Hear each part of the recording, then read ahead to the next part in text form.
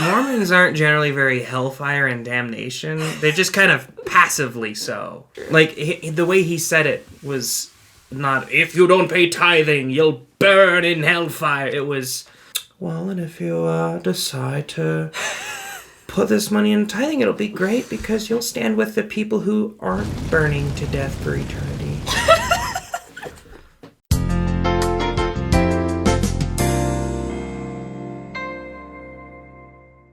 Hey, what's up, guys? It's ex-mormon with My Spiritual Life. I've got Jared helping me out today.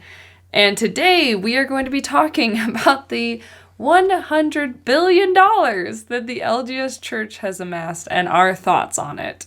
Quick overview for those of you who haven't heard about this yet. David Nielsen, who worked as a senior portfolio manager at the LDS Church's investment division, Ensign Peak Advisors, recently filed a complaint with the IRS with regards to the LDS Church. In his complaint, he alleged that a tax-exempt fund is hoarding $100 billion.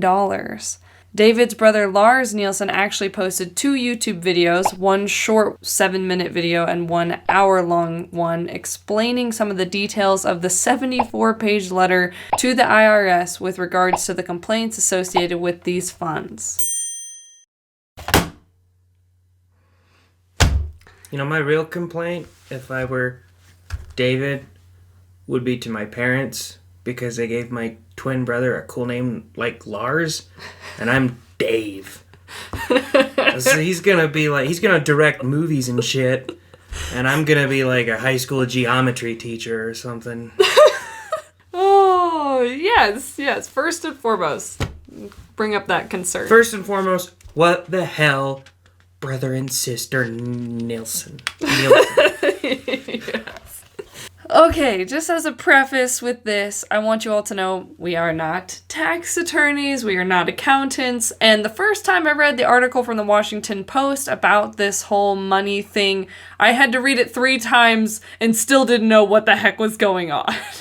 Anyway, that being said, we are going to present this information to you as we've researched it. All the links from anything that I'll be talking about in this video will be in the description below. If we make any mistakes or anything, please just drop us comments below and be patient with us because we are simple.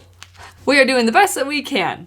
So first, I want to bring up some core points here that were in the complaint filed to the IRS and also in the video that Lars Nielsen posted a couple weeks ago. So first of all, this account that we're talking about was started back in 1997, where they were basically funneling extra tithing money into this account and reinvesting it in stocks and bonds and things like that.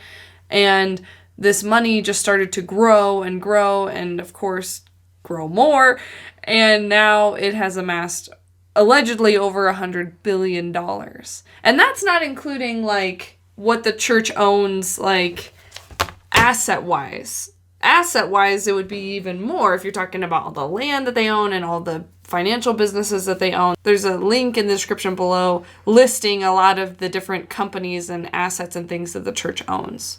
Anyway, moral of the story is that's a lot of money. It's a lot of moolah. And yeah, people are getting pretty upset about this for several reasons.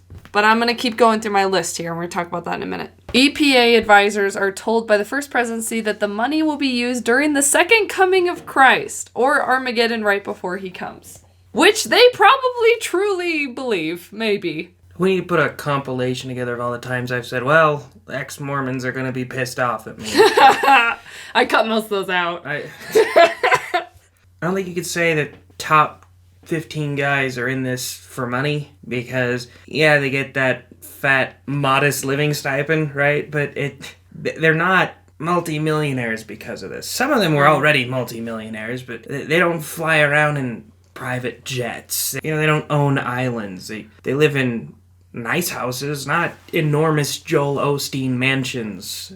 So I think it's hard to say by their behavior that they're in it for money. Therefore, it kind of makes me think that if they've actually amassed this estimated amount of $100 billion, that they really are just the ultimate doomsday preppers. Very possible. We're going to talk more about that in a minute. That account that we're talking about has essentially been sitting there for these last couple decades, not used for any what we would call religious, educational, or charitable purposes, allegedly. The only money that has been taken out of the account over the last couple decades was money used to help fund or save some businesses owned by the church, such as Beneficial Life Insurance Company and the City Creek Mall. Sketchy. All right, going on. Tithing paid by members every year is around $7 billion. That's a lot, honestly, a lot more than I was expecting. $7 billion, according to this that was filed. There's a lot of rich Mormons. There only has to be a few to get that much, I guess. The church costs about an estimated $5 to $6 billion a year. So that extra $1 to $2 billion a year was being put into this other fund and then accruing interest and dividends from all of the investments that it was put into. If every member of the LDS Church were to stop paying tithing today, the LDS Church has enough money just off the interest and dividends from its $100 billion to cover the entirety of all of its programs in full, in perpetuity. Meaning every year, that $100 billion is going to make at least $7 billion, which will cover in full all of the church programs, and they will get that back every year. So, moral of the story is, God doesn't need your money anymore. I don't know of anyone who was under the impression that the church needed their tithing dollars. I was definitely never under that impression. And honestly, when I saw this number, which again is not proven, it's supposedly the amount they have, I wasn't very shocked because, I mean, they're building multiple, like, $25 million temples every year. Right. They've got a lot of cash. They got a lot of assets if they have the money to do that.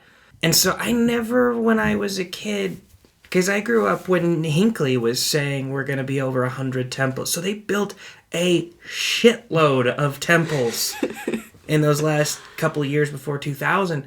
So I never thought that the church needed my money. Tithing to Mormons is sort of based on faith. I don't like that. I mean, I don't love how they say pay your tithing before you feed your kids or pay your rent. I've always hated that. But I don't hate it more now just because I know they're very wealthy. Maybe because I already knew they were very wealthy. Like, I don't think it's less moral for somebody with $100 billion to con you out of money than it is for someone with $100,000 to con you out of money. Yeah, that's an interesting perspective. A couple thoughts. Obviously, finding out about this has been very triggering for the ex-Mormon community because, I don't know, it just feels like, in a way, it can feel like another betrayal. Like, we were putting this money, our tithing money when we were members, into the church thinking that it's going to help people, that it's going to build churches and things like that, which, I mean, technically it is, but it's also, I guess, frustrating to see that so much of it is just going into this kind of giant piggy bank and not actually helping anyone. And on top of that, I think another reason why this is super triggering too is that a lot of ex-Mormons kind of hoped that this would be one of those things that would just simultaneously break everyone's shelf at once, and that hasn't been the case. The response that Mormons have had to this, from what I've seen, has been, I mean, just as faith-promoting as any other what we consider earth-shattering thing could be. And anyway, so much. There's so much here. There's so much to dissect here. Yeah, I think it totally makes sense why this has been really hard for the ex-Mormon community, but also why this is very exciting, because we're getting more insight into what the church does with its money. We're getting more insight into how much the church actually has, and we're getting more insight into other people's opinions about it as well. So, just trying to look on the bright side here. I do see a bunch of people saying, like, they'll show the amount every year that the Mormon Church donates or whatever, and they'll kind of try to skew it to make it sound like they don't donate very much, because they don't donate very much of a percentage or something. They'll be like, yeah, the church donated $40 million to such and such, and somebody will comment on it and be like, yeah, that's like me donating $10. No, that's like the church donating $40 million. That's a lot more helpful than your $10, even if it's less of a sacrifice to them than your $10 is. Good that is done is not like, there's not like a ratio that it has to be, right? It's not based on the amount of sacrifice that you put. It's based on the raw amount. I can't fault Jeff Bezos because he threw $10 million at something and be like, that's nothing. That's like me paying $100 for something. No, it's Jeff Bezos throwing $10 million at something. It's more helpful, even if it's less strenuous on him than the $100 would be on me. Well, I mean, the difference there, though, is that that's a choice he's making to donate that money. Whereas I think the issue here comes more from, like, people are donating their money to the church expecting something good to come out of it.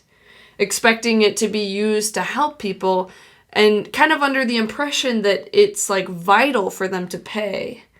And then we find out, well, it's not actually as vital as we think.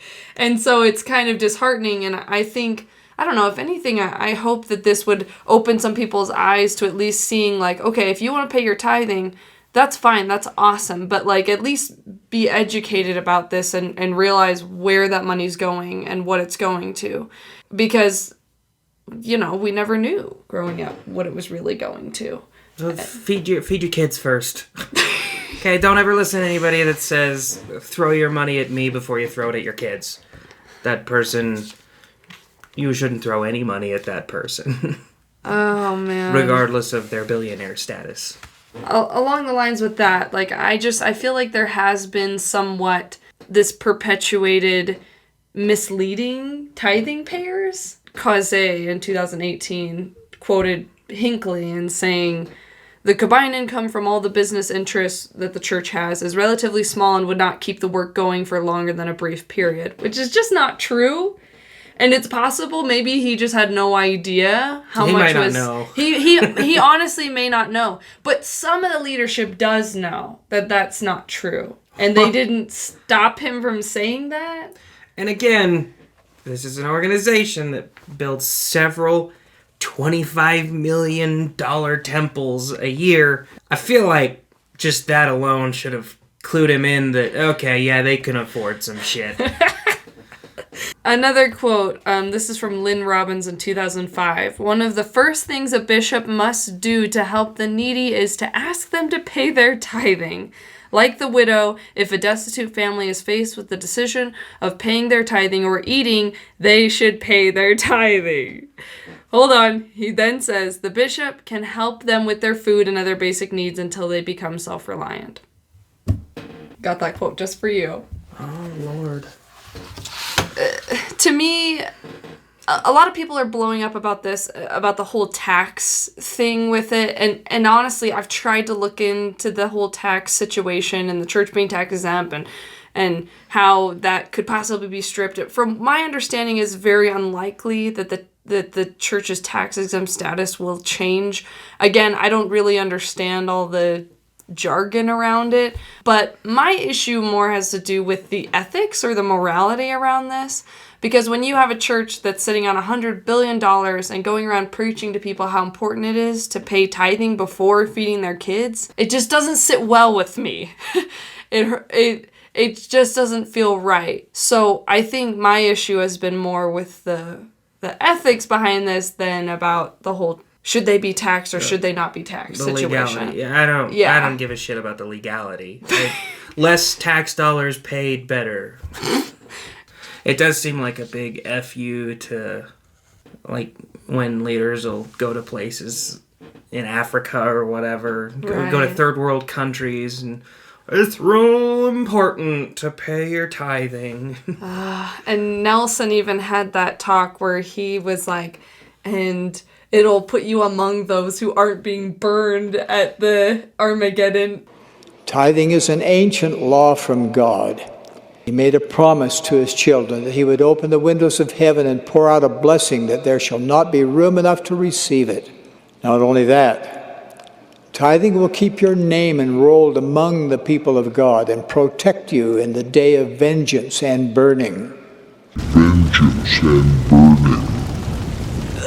Cringe. Yeah, see, Mormons aren't generally very hellfire and damnation. They're just kind of passively so. Like, It depends. The further you go back, the more so, yeah. well, the further back, but like right now, they're just like the queens of passive aggression. That's true. Like the way he said it was not, if you don't pay tithing, you'll burn in hellfire. It was, well, and if you decide to put this money in tithing, it'll be great because you'll stand with the people who aren't burning to death for eternity. Oh man. You sound like a stepmom. Yeah, and here's the problem. Like the whole concept of tithing, initially when it started with the church, it was 10% of your surplus. It was you feed your kids, you feed your cows, and then if you have extra, you do 10% of that. But somehow over the years, it's evolved into this commandment that's predicated, like you can't go to the temple if you don't follow it. And not only is it a commandment, but it's you have to pay 10% of your income, which is so much different than 10% of your surplus. That's like 100% different, statistically speaking. It bothers me that the members are somewhat leveraged. Like, you can't be the holiest of holy member if you don't go to the temple, and you're not allowed to go to the temple unless you pay tithing. And to me, I just find that heartbreaking, because I would think that a loving God would want you to be a part of the group, even if you didn't feel like you could contribute financially at the time. And they do that thing where they don't specify on your net or gross income, right? Which... that's clever, because they don't have to, actually. Members of the Mormon Church will err on the side of righteousness.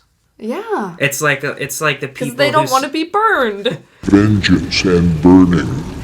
It's like the people who say, well, are we allowed to drink herbal tea? Yes, they are. It's not tea. You don't use the tea leaf at all in herbal teas, but most people will answer. They'll say, I avoid all of that stuff. Just to make sure. Just to be safe. Yeah, but just to be safe from what, man? It's like when you wear 2 condoms just to be safe. So the church had a response to this a couple weeks ago. Again, article in the link below. We take seriously the responsibility to care for tithes and donations received from members. The vast majority of these funds are used immediately to meet the needs of the growing church, including more meeting houses, temples, education, humanitarian work, and missionary efforts throughout the world. Over many years, a portion is methodically safeguarded through wise financial management and the building of a prudent reserve for the future. This is sound doctrinal financial principle taught by the Savior in the parable of the talents and lived by the church and all its members. All church funds exist for no other reason than to support the church's divinely appointed mission. Kudos to them for really getting that prudent reserve. Very prudent. I mean, kudos to them for using their money wisely. Like, I gotta say that. Like, ballin'. Awesome. Now, maybe do something with it. Honestly, more than anything, I wish they would pay some people. Like, probably pay some people to clean the church or whatever. I don't know. I don't take as big of an issue with the church not having paid custodians as some people do. I would have if I was around when they stopped doing that, because they used to, and then they stopped, and I imagine you had to fire a bunch of custodians, so they were out of a job, so that seems kind of crappy. So to explain for people who don't know, like, the church congregation meets at a building, and the building requires people to volunteer to clean the building because they don't have anyone paid to clean it. So they get their members of the local congregation to clean it for free. It's not volunteers, like voluntold. It's yes. Yeah, no, really, they don't even ask you. They text you like, oh, it's your turn to clean the church this week. And like, that's how it goes. It's one of my favorite things is seeing like people who haven't been to church in years or something posting a screenshot on Facebook. Like, this idiot texted me and told me it's my week to clean the church. No. I'm not going to do that. But I do wish, before I used to be very proud of the fact that we had an unpaid clergy, you know. Like, I knew about the modest living stipends of the people who were higher up, but the bishops I knew didn't get money, and I used to be proud of that. But the more I saw of what bishops do, like, I have a very close friend right now whose father's a bishop, and he's just a good man. He's a stellar guy. Yeah. I mean, he spends hours and hours and hours a week on his calling, but he'll go above and beyond. He helps, there's a special needs guy in their ward, and he helps him build a bike. Like, he helps him work on his bike in his free time. Yeah. So, I think, give that dude something, man. He's given you so much. He's given you everything. And you can't even say, well, bishop counts as your tithing, so you don't have to pay tithing. Or you can't just say, I don't know, find some way to give him a tax write-off or some little bonus. Make him feel like he's getting something. I know he probably thinks he's getting blessings and stuff. And it is hard because it's like they're donating so much of their time, like people who are called to the office of a bishop, like kind of like a local pastor. They're expected to give up their time freely for 5 years. Wait, is it 3 years? I don't know. Stake presidents are 5 years. I don't know. Guys, we're so ex-mormon. Whatever. For years. And to just do that, I mean, meetings all day Sunday, meetings during the week after they go to work, and they don't get to see their family a whole lot, and they're not paid. Which, again, awesome for them for volunteering, and that's great. And yeah, they get blessings. They get cool connection with people, and they get all that.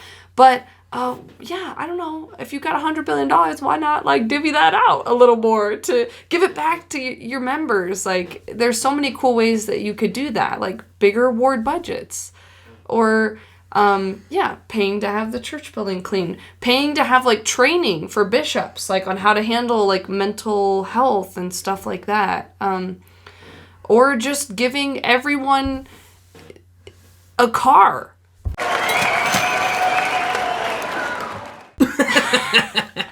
Literally, right now, the church could give every 15 million members a $60,000 car. And, well, that'd be at the end of that. But everyone's still paying tithing, so they'll get that back pretty soon. I've been interested to see, like, how Mormons would respond to this. And, of course, again, it's one of those things where ex-Mormons, we're all hoping that this is just going to crack all the shelves, and it just doesn't. Because the thing is, when you believe it until you're convinced otherwise. Something like this isn't going to change your mind. And especially something like this, again, these are allegations for, like, especially when it comes to the tax issue. And what's going to happen, we're not even going to know until 5-10 years down the road whether or not the church even receives a fine for what has happened. I don't know. But the response I've seen from members has been, I have seen some people saying, like, oh, look, like, this money has grown so well, and it's because, like, we're the true church, and, like, God is blessing us, and, like, yes, possible, very possible. The other response I've seen is, like, when people are calling into question how the money isn't being spent for more charitable purposes, Mormons will often respond saying, well, this is God's money and it's being used the way God wanted to, so if you have a problem, take it up with God. And here's what gets me. Like, you see leaders, even like Oaks, who have said in the past, like, we are imperfect. Like, we're still human beings. And you would think that maybe that would lead people to wonder that maybe this money would be possibly being spent imperfectly. And by being spent, I mean not being spent imperfectly. But that doesn't seem to be the case. A lot of members just have full faith that this money is doing what it's supposed to be doing. Here's the problem with that, is that they're going to keep giving money to the church before doing things that might be very important to their family because they believe wholeheartedly that this is the right thing to do. I guess to me, it hurts my heart to think that they have to live that way, because I don't think they should feel obligated to give that money if they're not in a position to do so. And especially when they're holding your temple recommend hostage if you don't pay. Anyway, I don't think there's anything wrong with faithful members paying tithing, because, I mean, the thing is, they believe they're going to get blessings for it. And they might. I don't know. They might get blessings for it. But I still don't like the way that it's being taught.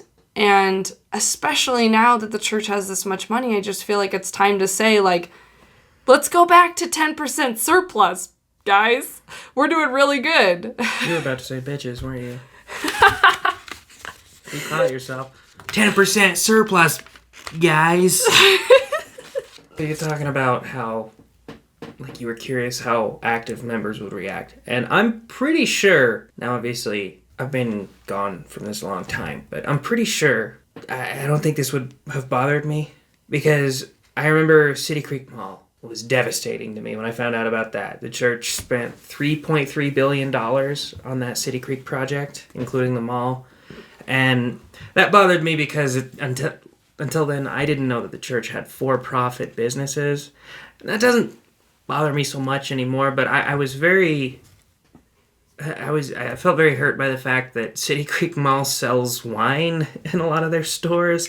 Right. And I was like, how am I expected to hold to my principles if you won't? I remember hearing this, what at the time I felt was an awesome story about a member, a guy in Italy who joined the Mormon Church, and he owned a vineyard. He was very wealthy. And when he joined, he destroyed it. Like, he didn't even sell it, because he said, I can't profit off of this. And I was so, like, inspired by his devotion. Like, wow. If I saw it now, I'd be like, oh, dude, don't. No. Wine is so good. I'm not even talking about the wine. I'm talking about the money. I know. Just give it to me. I'll figure out how to run a vineyard. I swear to God. But that was awesome to me, and and I felt for the church to perpetuate that as an inspirational story. Yeah. But to clearly not practice that, that was very crushing to me. This, on the other hand, I don't think it would have bothered me. It didn't bother me at all when I heard it. Again, I don't like how they gather tithing. I don't like how they say pay tithing before your rent. But I don't like it any less now that I've found out how wealthy they are. Right. So I still feel like it hurts more to know how wealthy they are, and they're saying that. It cuts deeper. I mean, maybe it's the same, but it hurts my soul. Maybe it feels like a bigger F you or whatever. I don't know. But it does. But to me, if I were an active member when I found out about that, I probably would have just been like, yeah, we need that money for the second coming. It makes sense. We need to start building an underground network, or a base on the moon.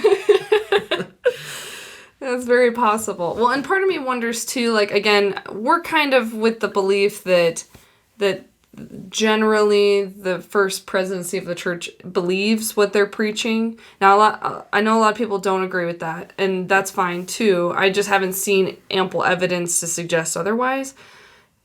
You would have found one of them in a hotel room, like a 5-star hotel room in New York, with a bunch of hookers and blow, if they didn't believe what they're preaching. That happens to, like, every other church, I swear to God.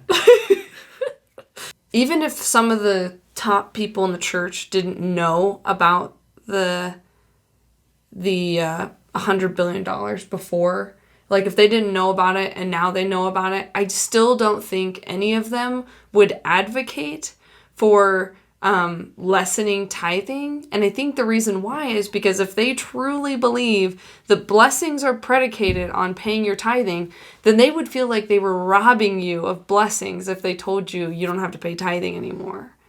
And that is the conundrum here we run into that is kind of insurmountable. It's just something that we can't prove, and they believe, and this is going to keep people paying tithing, forever. The whole religion is very heavily based on obedience for obedience sake. Or at least there's a decent amount of that. Obedience for blessings, too. Like, they tell you, like, there's blessings predicated on obedience. So, like, if you do A, you get B, even you don't know what B is, because B is different for everyone. There are, but you don't know when those blessings are going to happen. Like, they'll tell you stories about how, like, somebody will do the right thing and then they'll be destitute for years and then they'll die, but their blessings are in heaven or whatever, you know? So Got him. So I think a lot of it is based on obedience, because when you get to something like the word of wisdom and people say, well, there's a lot of studies now that say that drinking a cup of coffee a day is actually good for your health, they'll say, well, it's more about obedience, and because that's the only answer left. And there's a lot of things like that, and that's what I think tithing is. Tithing is mostly about obedience. And faith. I mean, if I offered the church, they make $7 billion a year from tithing. If I signed a contract with the church saying, I will give you $10 billion a year if you stop accepting all forms of tithing, I bet they wouldn't sign it. Because sort of that, they have dumb principles, but they're principled, you know? And not all of their principles are dumb either. No, not all of them, but tithing is.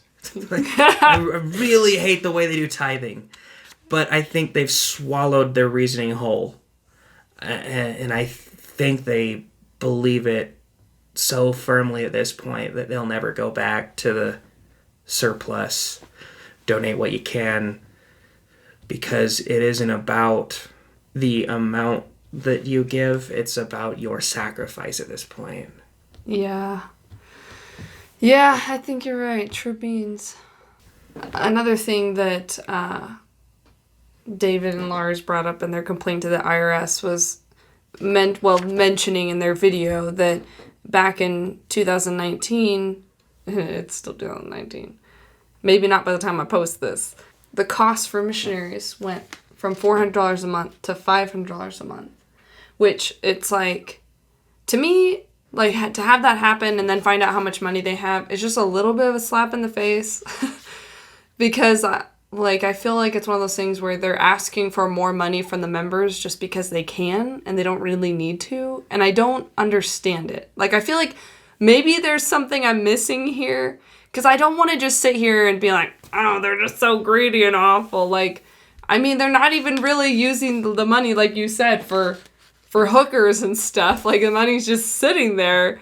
But I don't know why they did that. If, like, why not start pulling some money from that fund to fund church stuff so that people don't have to give even more than they're already giving. Like, they're already giving 10% and then paying for their kids to go on missions, and, you know? At this point, they've got such a large free recruitment force that, I mean, now obviously in some third world countries, like, if you can't pay for your mission, then they don't make you pay. They'll just dip into the missionary fund. And that's probably why it was $400 a month for everyone, and why now it's $500 a month for everyone, because there are a growing number of people who want to serve missions that can't afford it, that they have to dip into that mission fund. There's also, cost of living is going up.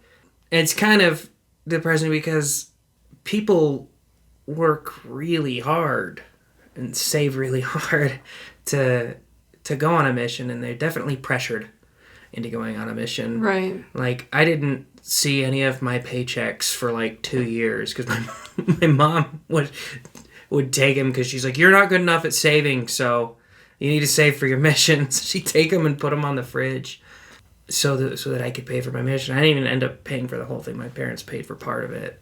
Yeah. But the mission fund I feel like it's sort of a different story. I don't know. Because I think at the height of the number of missionaries, I think there was 90,000 missionaries.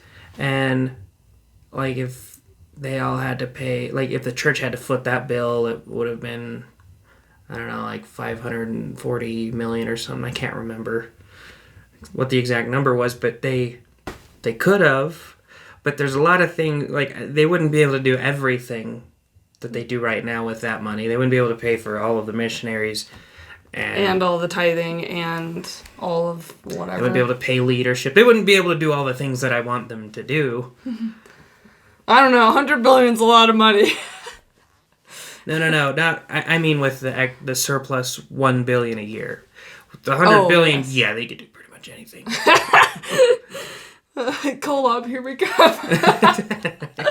They should build an elevator to Kolob.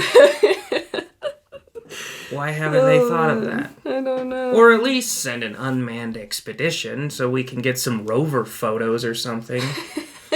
Jesus Solid, what's up? Yeah. We hide to Kolob. It could be like a GoFundMe, like 100 billion down, 100 billion to go. Closing thoughts. Don't be an asshole to Mormons because of this. This doesn't warrant telling Mormons that they're stupid for paying tithing or anything like that. It is honestly still my opinion that for the most part, Mormons are very good people trying to do good. As a general rule, don't treat people like shit for believing in a thing that you believed a year ago, or a month ago, or even a week ago. Yeah. I just think that when we go out there and we're posting stuff about just like, oh, look, you guys are so dumb for paying your tithing because look how much they have and da-da-da. It's like we're not really doing anything helpful. We're just preaching to the choir and they're not listening to you when you talk like that. And if you really want to get through to people, I just think you gotta be loving and open and accepting, and then when they come to you with questions, then you get to give your opinion. And I just think that's the appropriate way to handle this situation. It's just, when we go on there and post all these negative things like, you guys are stupid and da-da-da, not saying everyone's doing that, but when you do, you just become the ex-Mormon stereotype that they expect you to be, the angry, bitter ex-Mormon that's evil and out to tear the church down. And it doesn't win us any points in trying to help people facilitate, free thinking. Other closing thoughts. I don't regret paying my tithing. This is not a popular opinion. I don't regret it. Not because of what they've done with the money, but because at the time I was paying, I believed I was doing something good. And because I believed I was doing something good at the time, I can't regret it. Okay, I can a little bit. But out of principle, I was trying to do a good thing. And I think we can remember that for other Mormons, it's going to help our interactions with them be more smooth. I never paid tithing on a big kid job, so there's not a whole lot of anger around that subject, but if I had, there would be. I mean, I only ever paid it on my fast food job, or my theater job, or roofing, or whatever. But if I hadn't paid it, I could have bought a lot of really cool guitars. Of course I thought I was doing the right... I don't think I was doing the wrong thing by paying... I mean, it was an unwise decision. If I would have known what I know now, I wouldn't have paid it. But I don't think it was immoral of me to pay it at the time, because that's what I thought was right. I do regret it, though. But we've had this discussion before in relation to homeless people.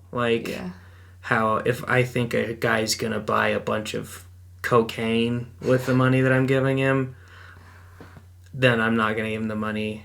And you're like, well, you're still giving someone to someone. So, it's... I think sometimes it can be better to give them, a gift card, but... Yeah, I don't think they can buy cocaine with a gift card. Just a reminder again, there are links in the description below for all of the stuff we've been talking about, the articles, the videos. Also, I put a link to Mormon Happy Hour. I really enjoyed the interview that Colleen did with Ryan McKnight. He just shared a really cool perspective, I thought. So I recommend that. And yeah, thank you guys for watching this video. I've been nervous, honestly, to record this because I know this is super controversial. But hey, we can all have different opinions and have a healthy discussion in the comments section about those different opinions, right? Have you ever been to YouTube? A couple times. Anyway, thank you guys so much for watching this video. Please don't forget to give it a thumbs up and subscribe to my channel for more post-religious infotainment. And we will see you guys in the next video. Peace.